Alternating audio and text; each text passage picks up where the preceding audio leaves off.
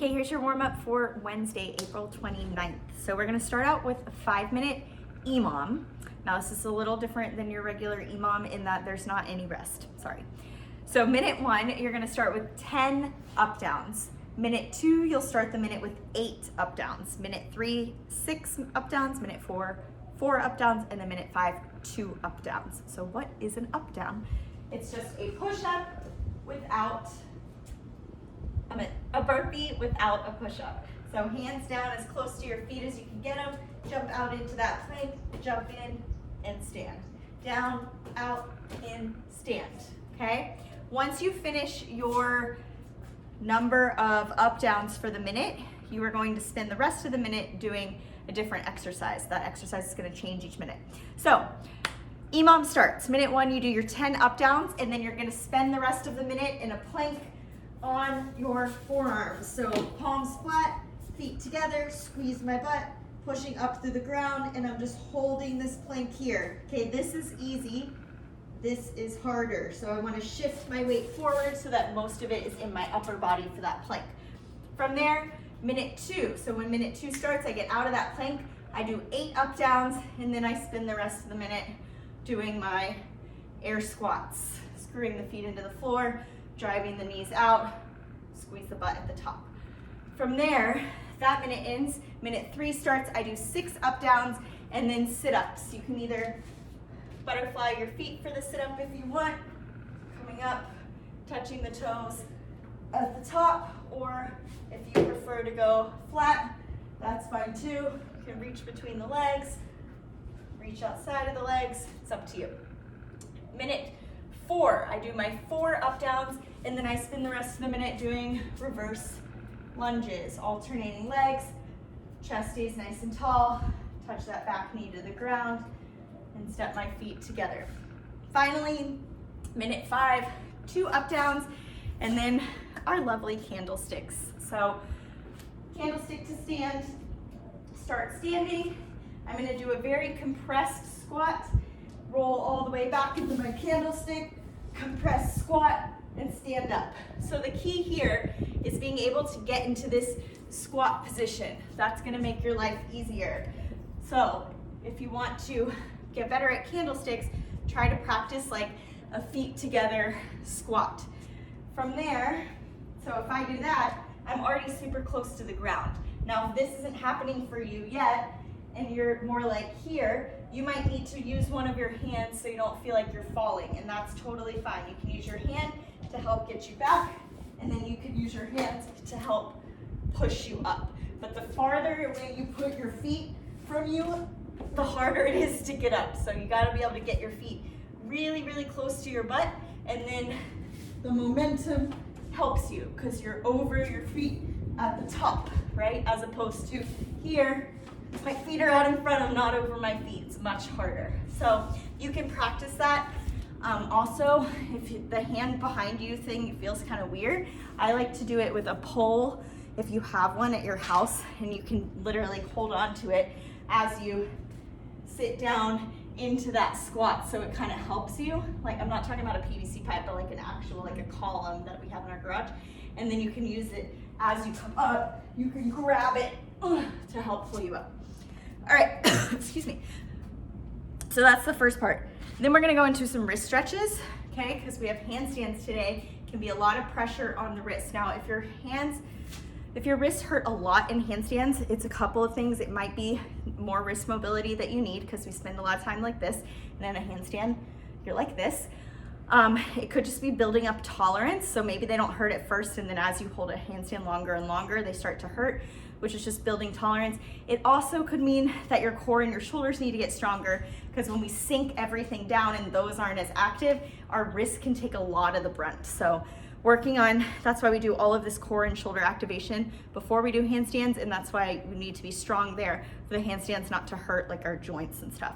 So wrist stretches, we're going to come down to the ground, starting out with our fingers forward. You're just gonna rock forward and back, forward and back. As I do this, my palm stays flat on the ground. After I do that for, we'll say about 10 to 15 times, I'm gonna turn my fingers towards me Same thing, now I feel it more in my forearm back here. Nice little stretch, forward and back 10 to 15 times. And then we're gonna go side to side. Same thing, 10 to 15, side to side. You'll feel a nice little pinch in the front.